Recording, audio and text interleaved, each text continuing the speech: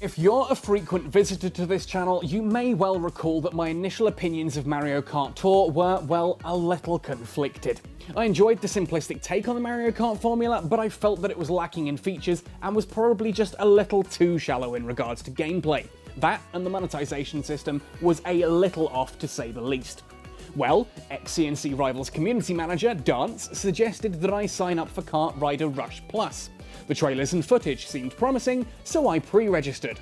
Well, Rush Plus launched earlier this week and I've been tearing it up around the tracks to give you folks my opinions on it all. Ahoy there, I'm Captain Benzie, and this video is my first impressions on KartRider Rush Plus, based on the first 3 days of me playing. Now before we jump in, as usual, let me know if you enjoyed the video by hitting like on it. Consider subscribing to this channel for all things mobile gaming, and let me know what you'd like to see me cover in future videos, either by commenting down below, or by finding me on the social media channels along the bottom of the screen now. All that said and done, let's buckle up and get going.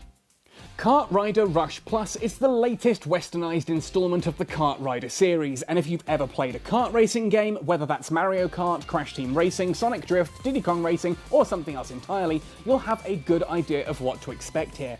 Cutesy racers zip around colourful and creatively wacky tracks, lobbing ludicrous weaponry at each other in order to take the lead. It's a ridiculous formula that Rush Plus sticks to closely. The characters here, however, are a little bit disappointing, with very little creativity or originality amongst them. For a genre of games known for vibrant and iconic characters, Rush Plus falls utterly flat here, with the main cast almost looking like reskins of each other, with sleepy eyes or green hair attempting to pass as defining features. The karts, on the other hand, are varied and have some truly weird designs, from sports car lookalikes to an almost Batmobile design, and even a literal toilet sprinkled in amongst other oddities like pandas and strangely off-seasonal reindeer. There are all kinds of customization options too, from hairstyles and helmets, outfits, wings, drift effects, and even balloons and pets like a wide-eyed cat that clings on for dear life every time you boost. It's a shame then that these cosmetics are handled the way that they are. Firstly, whilst I understand the need for a free-to-play game to monetize, I am forever against monetization that awards power. Having certain pieces of equipment offer stat boosts or effects like a chance to negate some of the game's weaponry makes for an uneven playing field on the starting grid. It's also utterly disappointing to see that many of the cosmetics offered are time-bound. Like PUBG, you can buy temporary versions of cosmetics for a reduced price, but due to the cost of these, it actually feels more like you can buy permanent options for a significantly increased price.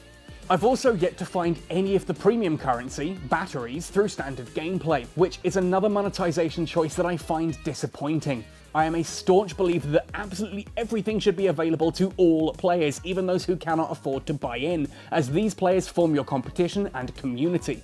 Of course, the free option should require a decent amount of time or luck to obtain, as this incentivizes the purchase, but for many things, this simply isn't an option here.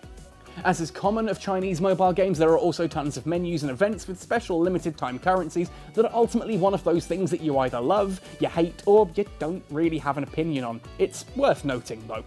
But beyond the disappointing monetization, what's the main game underneath it all actually like? Well, it's really solid. The actual racing is intensely good fun and uses surprisingly stable netcode.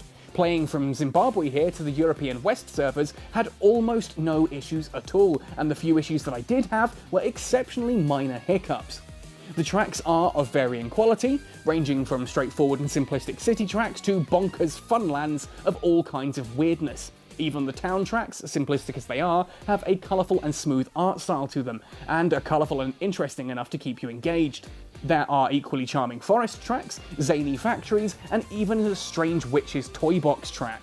Variety seems good to start with, and I'm certain we'll see even more tracks added in future updates.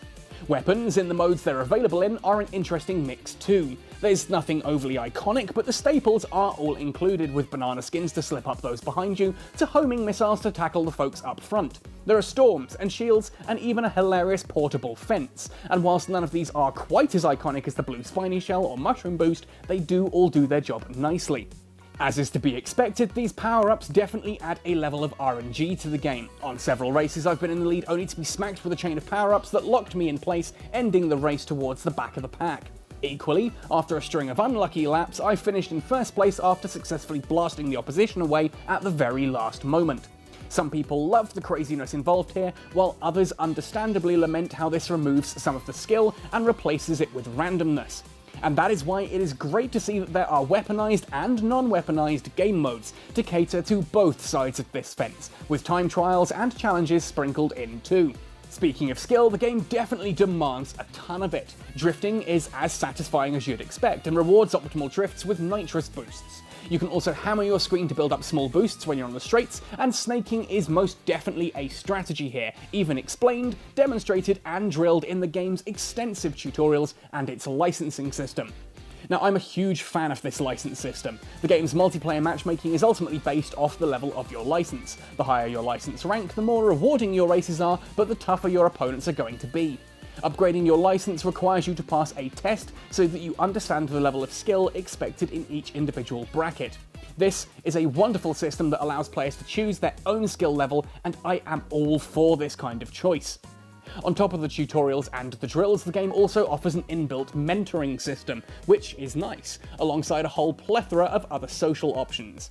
Naturally, there are friends lists with the option to BFF people and send each other gifts. There's also a neat little housing system where players can hang out and chill off the track and even play some fun, quirky little mini-games together. I'll be interested to see how many people utilise this unusual little function. All in all, Kart Rider Rush is a fantastic kart racer with all the wackiness and craziness you'd expect. The races can be as deep, skillful and serious as you want them, or as chaotic and madcap as you desire. There is a ton of customization going on, but the monetization system is disappointing in its time-bound items, and that certain items offer tangible advantages on the track. If you're looking for a serious competitive title to pour time and money into, Kart Rider Rush Plus is probably not it, but for a fun little racing game to play with your friends, or when you have some downtime and want to chill out in a colourful and crazy game, absolutely, this could be the one for you. If you're playing, of course, add Captain Benzie, CPT Benzie, to your friends list, and I will be happy to join you on some races. Let me know your thoughts and your opinions in the comment section below. Happy sailing, and see you on the racetrack!